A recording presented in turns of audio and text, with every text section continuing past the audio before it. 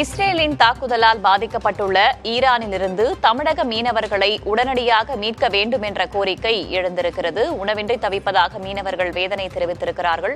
651 தமிழக மீனவர்கள் அங்கே சிக்கியிருப்பதாகவும் தகவல் வெளியாகியுள்ளது. இதுகுறித்து ஈரானில் சிக்கியுள்ள தமிழகத்தைச் சேர்ந்த மீனவர் கனிஸ்டன் நம்மோடு இணைந்திருக்கிறார். அவரிடம் கேட்கலாம். கனிஸ்டன், ஈரான்ல தற்போது நீங்க எந்த பகுதியில இருக்கீங்க? ஒட்டுமொத்தமாக 651 பேர் இருப்பதாக சொல்லப்படுதே, எத்தனை நாட்களா அங்க சிக்கியிருக்கீங்க? நாங்க ஈரான்ல கீஸ்ன்ற ஒரு இடத்துல இங்க இருக்கிறோம். சுமார் ஒரு 25 நாளாக இங்க ஈரான் இஸ்ரேலியர் போறனால எங்களுக்கு கடலுக்கு போக முடியாமலும் சாப்பிட்றதுக்கு இது ரொம்ப கஷ்டப்பட்டு உடல்நாளை உள்ளத்தினாலையும் ரொம்ப வேதனைப்பட்டு நாங்க இங்க வாழ்ந்துட்டு வருகிறோம். தமிழகத்தில் நிறைய தடவை இந்தியன் எம்போசியை நாங்க தொடர்பு கொண்டு போது கூட அங்கிருந்து எங்களுக்கு யாருக்கும் எங்களுக்கு எந்த ரெஸ்பான்ஸும் இங்க தரல.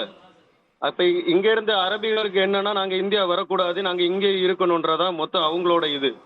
அதனால எங்களுக்கு இங்க மொத்தமாவே ரொம்ப கஷ்டப்பட்டுட்டு இருக்கிறோம். நாங்க இங்க சாப்பிட்றதுக்கு சாப்பாடு இல்லாமலும் எல்லாம் தவிச்சுக்கிட்டு இருக்கிறோம். இங்க போர் முடிகிறதுக்குள்ள அந்த மாதிரி ஒரு சூழ்நிலையோ, போர் முடிஞ்சு நார்மலான அந்த மாதிரி எந்த ஒரு சூழ்நிலையுமோ இங்க இல்லை.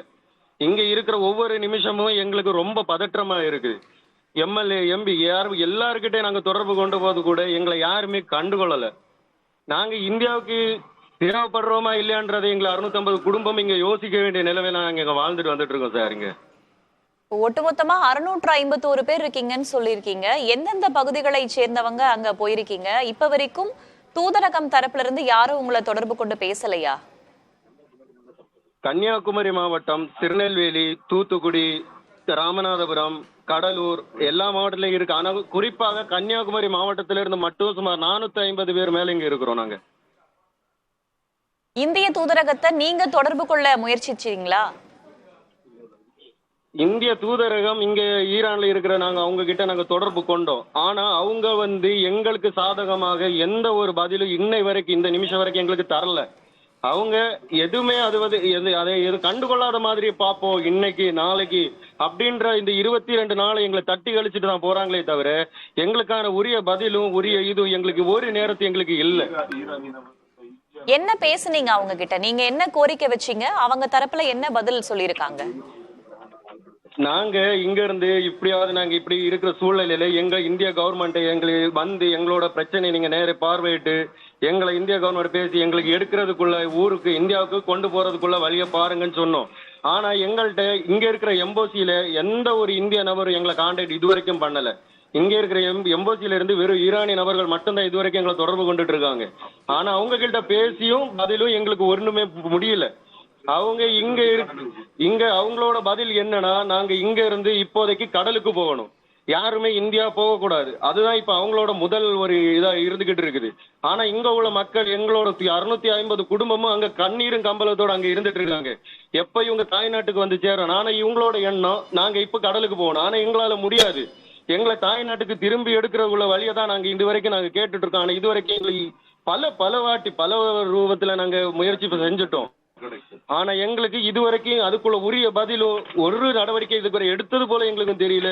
என்ன நடக்குதுன்னு தெரியல. அடிப்படை வசதிகள் முறையான அங்க உங்களுக்கு கிடைக்குதா?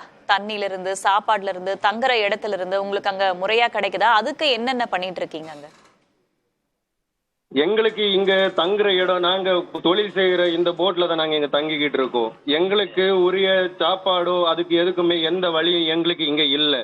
நாங்களே அங்க கடலுக்கு போய்கிட்டு வந்த மிச்சமான அந்த பொருளை வச்சுக்கிட்டு தான் நாங்க நிறைய பேர் இங்க இருக்கிற எல்லாருக்குமே அது முடியாததுனால இருக்கிறத வச்சுக்கிட்டு எல்லாரும் 1-2 அதாவது ஒரு நாள் 3 வேளைனா நாங்க இங்க ஒரு வேளை 2 வேளை தான் சாப்பிட்டுட்டு இருக்கிறோம்.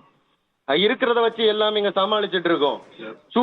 சூடு அதிகமா இங்க இருக்கிறதுனால நிறைய பேர் மயங்கி விழுந்து அவங்கள ஹாஸ்பிட்டலுக்கு கொண்டு போற கண்டிஷன் வரைக்கும் இங்க வந்துட்டு எங்களை விடவும் மாட்டேங்கிறாங்க. இங்க ஏசி இல்லாம எதுவும் இல்லாம வாழ முடியாத சூழ்நிலையில எங்களை ஒரு நரகத்தை போல இருந்துட்டு இருக்கோம் நாங்க இது வரைக்கும்.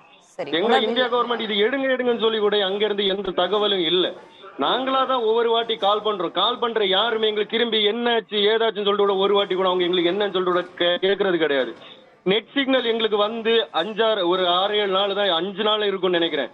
அதுக்கு முன்னாடி இங்க இருந்து எந்த தகவலுக்கு இந்தியாவில நாங்க உயிரோட இருக்கோமான்னு கொடுக்கறது கூட ஒரு நார்மல் கால் மூலியமா தான் பண்ணுமே தவிர எங்களுக்கு ஒரு வீடியோ எடுத்து ஃபைல் பண்றதுக்கோ இதை வேற ஏதாவது தொடர்பு கொள்ளக்கோ எங்களுக்கு எந்த ஒரு இதுவுமே எங்களுக்கு இல்லை.